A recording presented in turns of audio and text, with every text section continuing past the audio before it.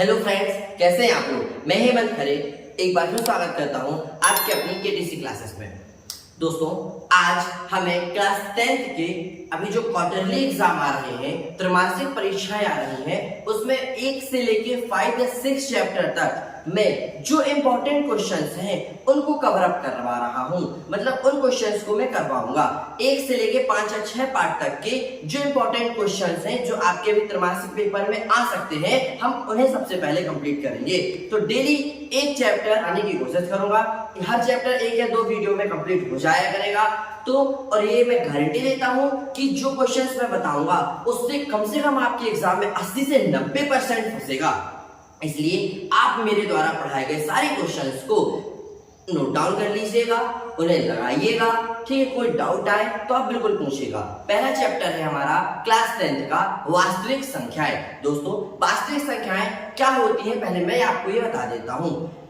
मेरा एक वीडियो है नंबर सिस्टम का, तो आप उस नंबर सिस्टम को क्लास 10th की जब आप प्लेलिस्ट ओपन करेंगे उसमें पहले आपको एक वीडियो मिल जाएगा नंबर सिस्टम का। यदि आप नंबरों से अच्छे से वाकिफ नहीं है तो मैं जरूर आपसे कहूंगा कि आप एक बार वो वीडियो जरूर देख लें। इससे क्या होगा, आप नंबर्स के बारे में थोड़ा अच्छे से जानने लगेंगे। क्या होते हैं नेचुरल नंबर, क्या होते हैं होल नंबर, क्या होते हैं इंटीजर, ठीक, मतलब भाज्य, अभाज्य, प्राइम और कॉम्पोनेंट, सारी संख्याओं को आप जानने लगेंगे। और उसी में लास्ट में मैंने बताया है वास्तविक संख्याओं के बारे में। वास्तविक संख्याएं क्या होती है, तो सभी परिमेय और सभी अपरिमेय संख्याओं का एक समुच्चय का समूह ही वास्तविक संख्याएं कहलाता है। यदि मैं बात करूं तो all rational number and irrational number is called real number. ठीक, तो ये परिमेय संख्या। और परिमेय क्या है, जिसे हम पी वाई क्यू के फॉर्म में डिफाइन कर सकते हैं, but Q does not equal 0। चलिए तो शुरू करते हैं बिना टाइम वेस्ट किए हुए। वास्तविक संख्याएं चैप्टर 1 क्लास 10। अच्छा, जो जो क्वेश्चन इंपॉर्टेंट है अभी मैं फिलहाल वो कराऊंगा। इसके बाद मैं फिर पूरे क्वेश्चंस की वीडियोस भी आपको डाल दूंगा। तो अभी अपन सबसे पहले देखेंगे उदाहरण नंबर 3। ये एक इंपॉर्टेंट क्वेश्चन लग रहा है, तो अपन एग्जांपल नंबर 3 देखेंगे। लिखा है अभाज्य गुणनखंड विधि से प्राइम फैक्टराइज मेथड से हमें 96 और 404 का क्या निकालना है, एलसीएम ज्ञात करना है और एचसीएफ ज्ञात करना है। तो सबसे पहले आप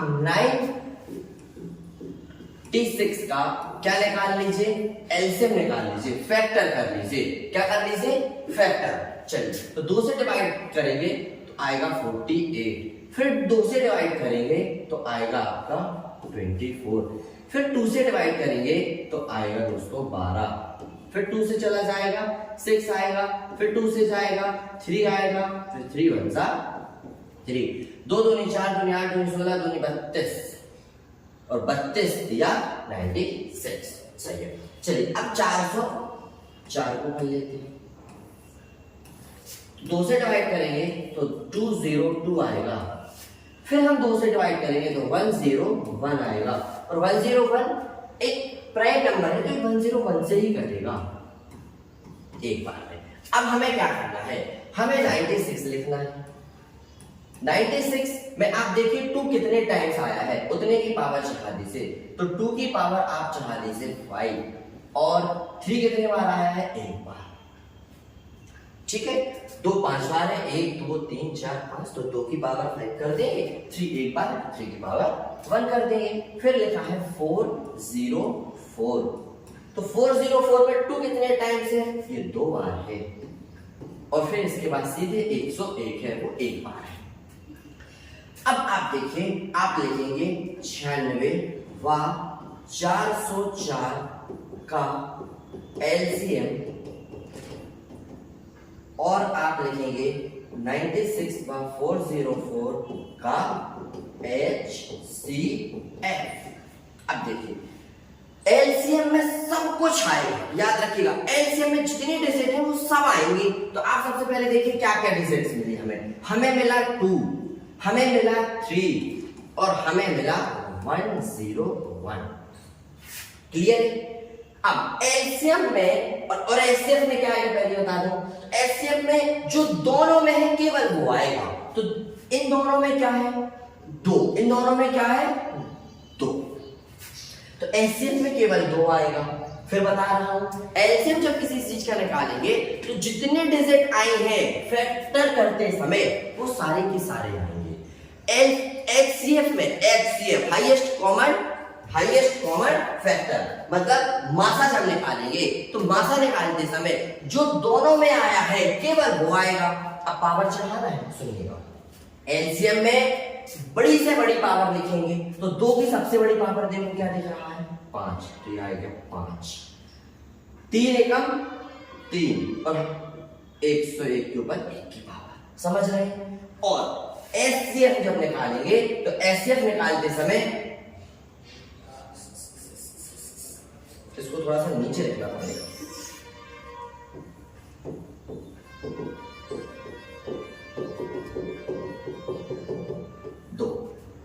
जो सबसे छोटी पावर आई है केवल वो आएगी, तो इसका एचसीएफ आ गया 4। अब इनका मल्टीप्लाई कर दो तो 2 की पावर 5 का मान 32 और ये 303, इनका मल्टीप्लाई कर देंगे, यहां हम साइड में कर देते हैं 303 और 32 का मल्टीप्लाई, तो 32 किया 96 और 96 कितना आ जाएगा 96, तो यह है आपके आंसर। फिर एक बात सुनिए, एलसीएम में सब कुछ आएगा, सारी डिजिट आएंगी और एचसीएफ में केवल वो आएगा जो दोनों में है, ठीक। तो अब एलसीएम लिखते समय हमें क्या लिखना है, हमें एलसीएम लिखते समय बड़ी से बड़ी पावर चढ़ा देनी है और एचसीएफ में छोटी पावर चढ़ा देनी है। आपका आंसर आपकी स्क्रीन पर होगा। चलिए स्क्रीनशॉट ले लीजिए, लेना है तो आगे चलते।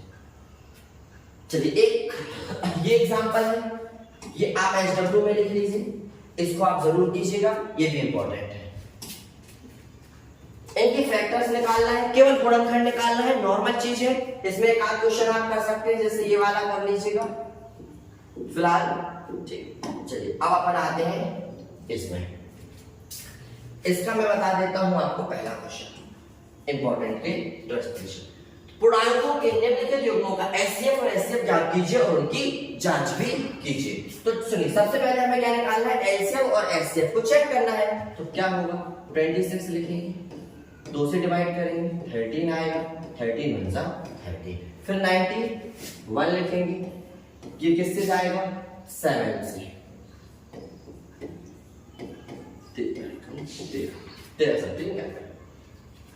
26 लिखेंगे, 26 लिखकर 2 into 13 पावर तो एक ही एक की चढ़नी है, और 91 लिखकर 7 into 13 पावर एक ही एक की चढ़नी है।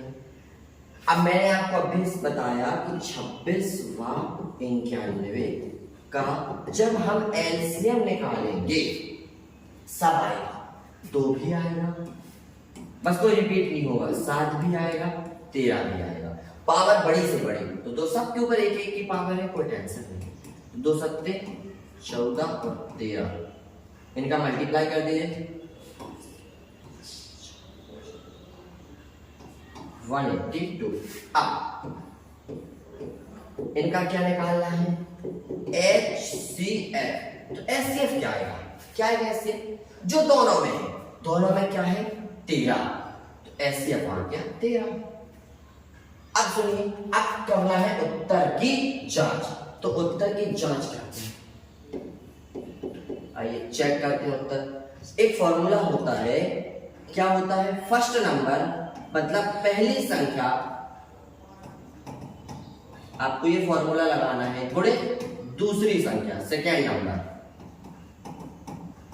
बराबर LCM into HCF, LCM into HCF. यदि ये बराबर आ गए हैं तो फिर सब बढ़िया है। एलसीएम कितना है 182, एचसीएफ कितना आया था 13, एचसीएफ कितना आया था 13। पहली संख्या क्या है 26 और दूसरी संख्या क्या है 91, गुणा कर दीजिए, यदि दोनों बराबर आते हैं तो आपका आंसर सही है। 26 गुणित 91 कर देते हैं, साइड में कर लेंगे अपन।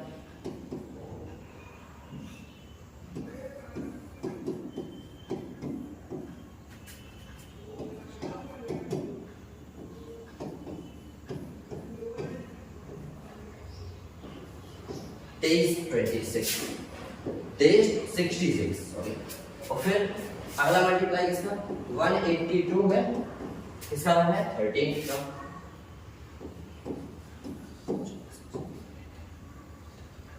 फिर 104 6 कह रहे हैं 10 13 का 13 और 10 ये देखिए 23। तो हमारा उत्तर सही है। ये उत्तर की जांच हो गई। आ रहा समझ में? इसी तरह एक आध क्वेश्चन और आप कर लीजिएगा, इसे आप एसडब्ल्यू में कर लीजिएगा। हम पढ़ रहे हैं इंपॉर्टेंट क्वेश्चंस। चलिए, इसमें अभाज्य गुणनखंड विधि से एलसीएम और एचसीएफ चेक करना है, ज्ञात करना बिल्कुल वैसा ही है। ठीक, इस क्वेश्चन को आप करेंगे, ये इंपॉर्टेंट है। अब देखिए फोर्थ नंबर का क्वेश्चन, कौन सा? फोर्थ क्वेश्चन इंपॉर्टेंट है। कौन सा बता रहा हूं? इंपॉर्टेंट है। 25-30 स्टार लगा दीजिए इस क्वेश्चन पे। क्या लिखा है? फर्स्ट नंबर, पहली संख्या देखिए कितनी है, 306। दूसरी संख्या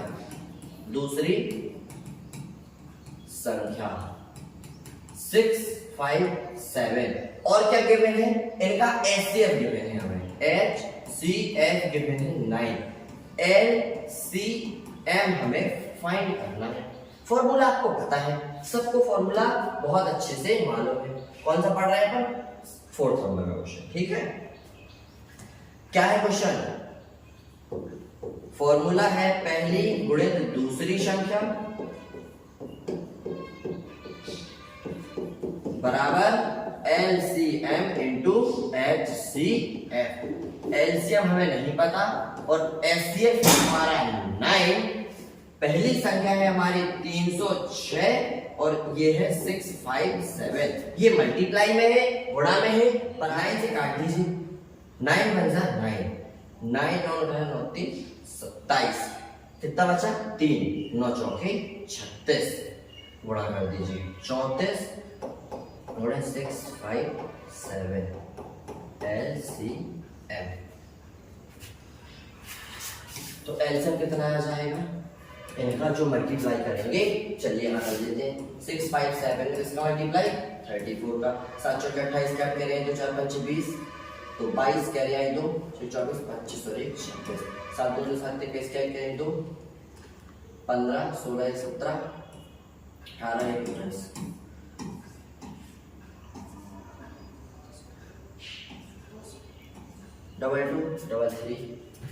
डबल 2 डबल 3 8।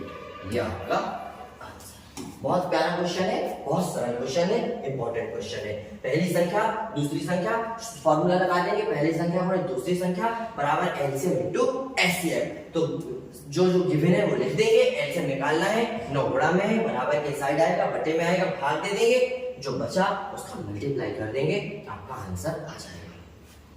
चलिए अब एक बार ये देखते हैं क्वेश्चन नंबर 6वां भी इंपॉर्टेंट है।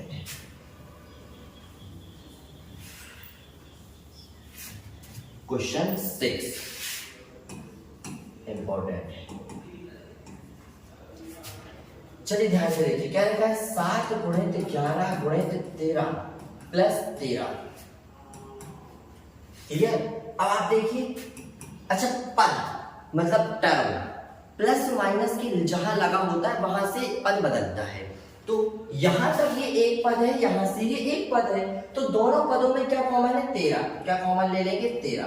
क्या आएगा यहाँ पर? 7 गुणित 11 प्लस 1। 13 तो बाहर आ गया। फिर 77 प्लस 1 क्या हुआ? 13 गुणित 78। अब ध्यान से देखिएगा, एवं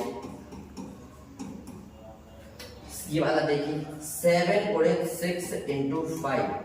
चलिए पहले इसको देखिए। बता रहे हैं ये भाज्य संख्या क्यों है। तो भाज्य क्या होते हैं? जिनके 2 से अधिक फैक्टर होते हैं। अब देखिए 1 2 तो ये हो गए, इसमें 2 भी छुपा हुआ है, इसमें 3 का भी भाग जा रहा है, 1 का, मतलब हम लिख सकते हैं अतः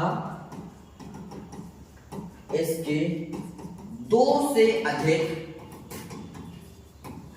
गुणनखंड है, इसलिए यह एक भाज्य संख्या है।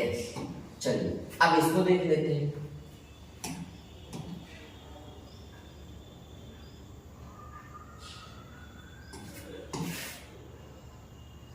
क्या है 7 into 6 into 5 into 4 into 3 into 2 into 1 plus 5। तो यहां से यहां तक एक पद और ये एक पद, तो दोनों पदों में क्या कॉमन है 5। तो क्या बचेगा 7 इंटू 6 इंटू 4, 5 तो बाहर आ गया, 3 इंटू 2 इंटू 1 प्लस 1 5। चलिए इनका मल्टीप्लाई कर दीजिए। 2 एकम 2 6 6 24, 24 में मल्टीप्लाई कर देंगे 42 का, 48 और 24 24 96, 1008 प्लस 1, तो ये हो गया 5 इंटू 10 1009। अब सुनिए, दो तो ये हो गए, अब इसके भी दो से अधिक क्या निकाल आएंगे, फैक्टर निकाल आए। दो तो ये हो गए और एक तो एक से भी ये भाग जाएगा, मतलब दो से अधिक भाग जा रहे हैं, तो हम यही लाइन रिपीट कर देंगे, अतः इसके भी दो से अधिक गुणनखंड है, इसलिए यह एक भाज्य संख्या है। अभाज्य क्या होती है, जैसे 13 में एक का भाग जाएगा और केवल 13 का जाएगा और इसी का नहीं जाएगा। इसमें देखिए, इसमें एक का भी जाएगा, 5 का भी जाएगा, 1009 का भी जाएगा, मतलब इसमें इस क्या है, दो से अधिक फैक्टर है, इसलिए यह भी एक अभाज्य संख्या है। ये लाइन एक बार यहाँ फिर से रिपीट कर देंगे। ओके, चलिए आगे लेके चलता हूँ। अब आगे आपकी सोनिया और आगे आपका रवि। देखते हैं सोनिया रवि के बीच में क्या चक्कर चल रहा है। अच्छा, चक्कर लगा रहे हैं, इनके बीच में चक्कर नहीं चल रहा। किसी खेल के मैदान के चारों ओर एक वृत्ताकार पथ है, वो ये क्या है, सर्कुलर पाथ है, जिस पर मैदान का चक्कर सोनिया 18 मिनट में लगा लेती है और उसी मैदान का चक्कर रवि 12 मिनट में लगा लेता है। तो सोनिया को एक चक्कर लगाने में लगा समय 12 मिनट। इंपॉर्टेंट क्वेश्चन है। और रवि को एक चक्कर लगाने में लगा समय 12 मिनट, सॉरी रवि को लगा है 12 मिनट और वो लगा है 18 मिनट। क्लियर है? तो दोनों एक साथ कब मिलेंगे, जब भी ऐसे सवाल आते हैं, दोनों को एक ही साथ मिलने पर, सर्कुलर पाथ पर दोनों के एक साथ मिलने पर, वृत्ताकार पथ पर मिलने पर, या ट्रैफिक की लाइटों का या स्कूल की घंटी का एक समय पर बजने पर, जब भी एक टाइम पर पूछा जाता है, तो ऐसे सवालों में हमेशा क्या निकालते हैं, एलसीएम निकालते हैं। क्या करते हैं, एलसीएम। तो अपन क्या लिखेंगे, 12-18 का एलसीएम कर दीजिए, 12-18 का एलसीएम कर दीजिए, आपका आंसर आ जाएगा।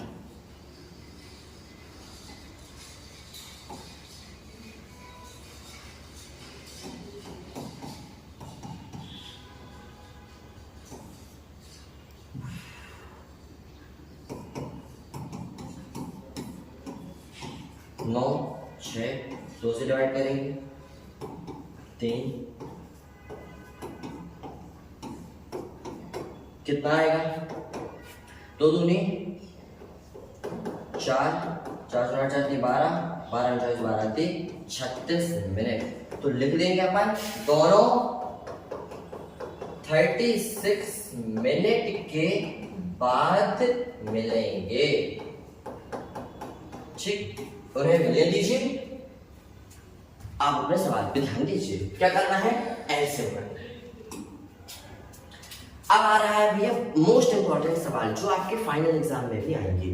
3 से 4 सवाल बिल्कुल एक से हैं और ये आपको बिल्कुल इसकी थ्योरी आपको बिल्कुल याद कर लेना है। मोस्ट इंपॉर्टेंट क्वेश्चन है ये, very very most important question है। क्या है क्वेश्चन, √3 एक अपरिमेय संख्या है, सिद्ध कीजिए कि √3 एक अपरिमेय संख्या है। इसी की तरह एक क्वेश्चन आता है √2 एक अपरिमेय संख्या है। इसी की तरह एक क्वेश्चन आता है √5 एक अपरिमेय संख्या है। तीनों को बिल्कुल एक सा ही करना है, बिल्कुल एक सा।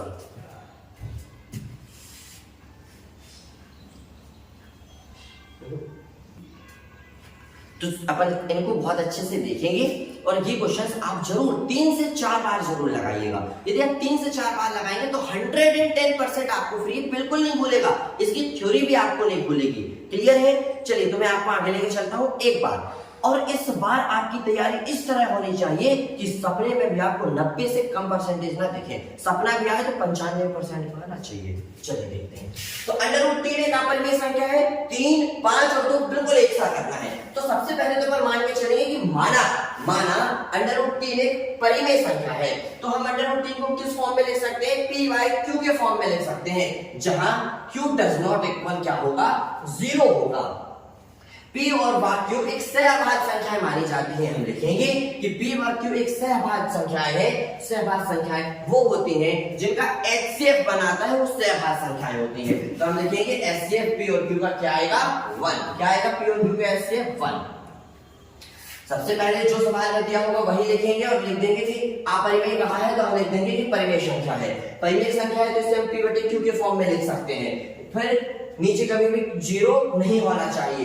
p व q एक सहभाज्य संख्याएं हैं, अतः p और q का HCF क्या आना चाहिए? 1। तो हम लिखेंगे, आगे सवाल करेंगे √3 = p by q। q का पक्षांतरण करेंगे, यहाँ बटे में है, इधर आएगा तो गुणा में, ये आ गया। दोनों पक्षों का वर्ग कर देंगे, इसको यहाँ और इसको यहाँ लिख दिया। दोनों पक्षों का वर्ग कर देंगे, वर्ग कर दिया, वर्ग से वर्गमूल कैंसिल हो जाएगा, q के ऊपर 2 की हाथ लग जाएगी, समीकरण 1 दे दिया। अब चूंकि q² के गुणा में है 3, इसका मतलब और बराबर में है t², मतलब ये 3 बटे में आएगा क्योंकि ये बराबर में है। अब बराबर में है मतलब यहाँ पे भी कुछ ना कुछ ऐसा होगा जिसमें 3 का मान जा रहा होगा, तो हमने लिखा p² 3 से विभाजित है, इसलिए p भी 3 से विभाजित होगा। चूंकि p² 3 से विभाजित है इसलिए p भी 3 से विभाजित होगा। हमने पुनः अब इस इतना करने के बाद हम पुनः मानेंगे p = 3r। ठीक, तो p = 3r मानेंगे, दोनों पक्षों का वर्ग करेंगे, वर्ग कर देंगे, यहाँ पे 9² हो जाएगा, r² हो जाएगा। अब देखिए समीकरण 1 से p² का मान रख देंगे। ठीक है, p² का मान रखने पर आप याद रखें, आप इसलिए लिखते रहो p² का मान। तो p² का मान क्या है? 3q²। तो p² हटा के उसकी जगह लिख दिया 3q² बराबर 9r²।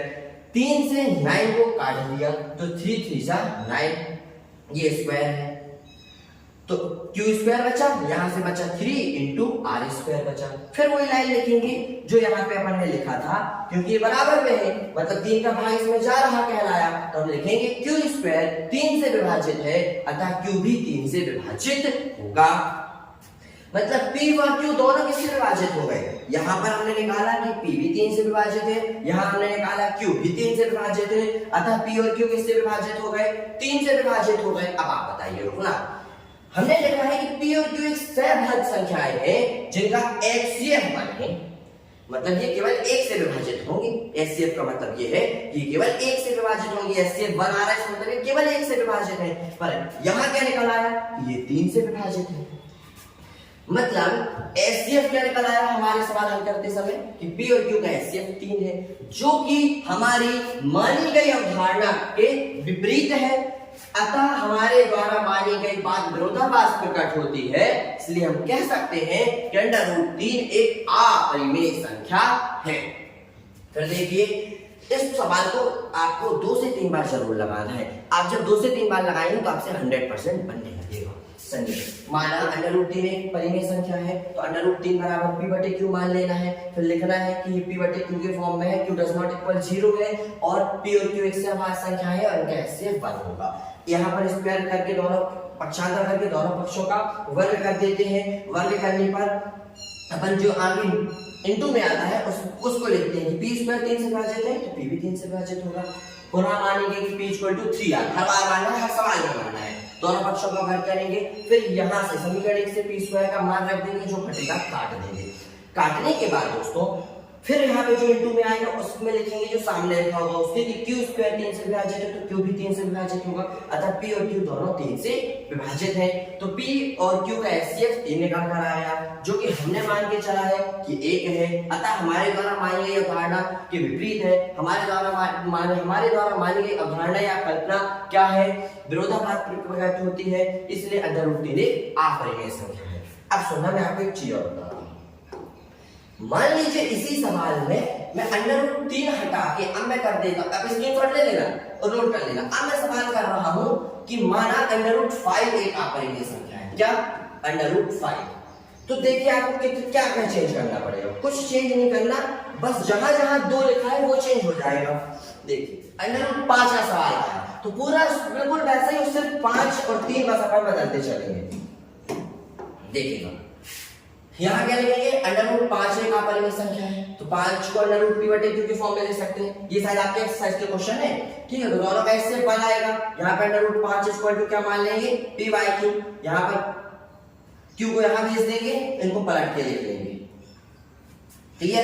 दोनों पक्षों का वर्ग कर देंगे, वर्ग कर दिया, √5 से वर्ग हट जाएगा, p² आ जाएगा। अब क्या लिखेंगे कि p² 5 से विभाजित है तो p भी 5 से विभाजित होगा। आगे यहाँ पर p = 5r मान लेंगे। अब दोनों पक्षों का वर्ग करेंगे तो यहाँ पर आ जाएगा 25। आ गया p², यहाँ पे एक बार लिख ले 1 से, ठीक है, थोड़ा सा यहाँ पे भी एक बार लिखना है अपन, ठीक है।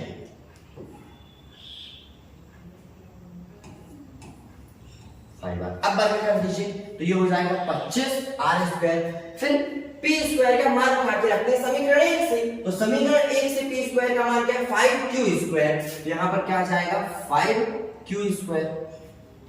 यहाँ पर क्या लिखा है 25r, 5 से काट देंगे, 5 × 5 तो 25, तो ये हो जाएगा q², यहाँ पर आएगा 5r²।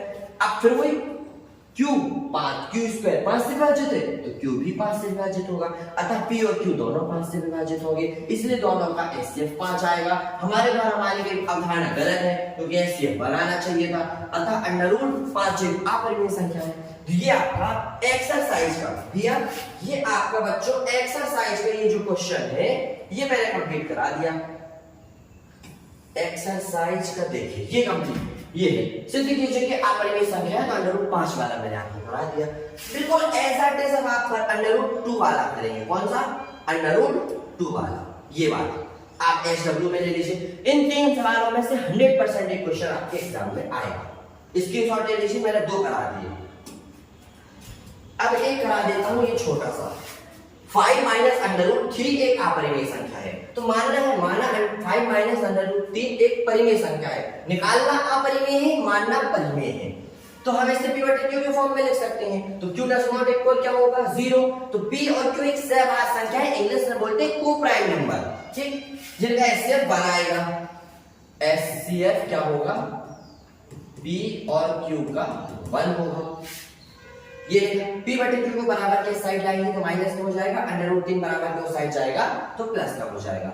सॉल्व करेंगे तो 5q - p 5, बेटा एलसीएम लेंगे बटे आएगा तो नीचे का नीचे गुणा q का इस साइड तो 5q - 1 का p के साथ तो p बराबर √3 लिखेंगे कि p व q एक पूर्णांक है। पूर्णांक मतलब इंटीजर नंबर, मतलब कुछ ना कुछ नंबर आएगा। p और q का कुछ भी मान रखे तो एक इंटीजर आएगा, एक पूर्णांक आएगा। पूर्णांक मतलब 0 आ सकता है, माइनस का कोई नंबर आ सकता है, पॉजिटिव कोई नंबर, बटे में कुछ नहीं आएगा ऐसा। जो p और q अलग अलग क्या है, पूर्णांक है, इसलिए 5q - p भी एक पूर्णांक होगा। आगे देखिए, परंतु सवाल में लिखा है कि 5q - p अपॉन q = √3 है, जो कि एक क्या है, अपरिमेय संख्या। हमने अभी सॉल्व किया ना कि √3 क्या होती है, एक अपरिमेय संख्या होती है, तो ये भी क्या निकल कर आएगी फिर अपरिमेय संख्या। अतः हमारे द्वारा मानी गई जो अवधारणा है वो गलत है, वो सही प्रतीत नहीं होती है, इसलिए हम लिख देंगे ये लिख देंगे 5 - √3 एक अपरिमेय संख्या है। तो आप समझ पा रहे हैं, ये थोड़ा थ्योरेटिकल क्वेश्चन है, 2 से 3 बार आपको लगाना पड़ेगा।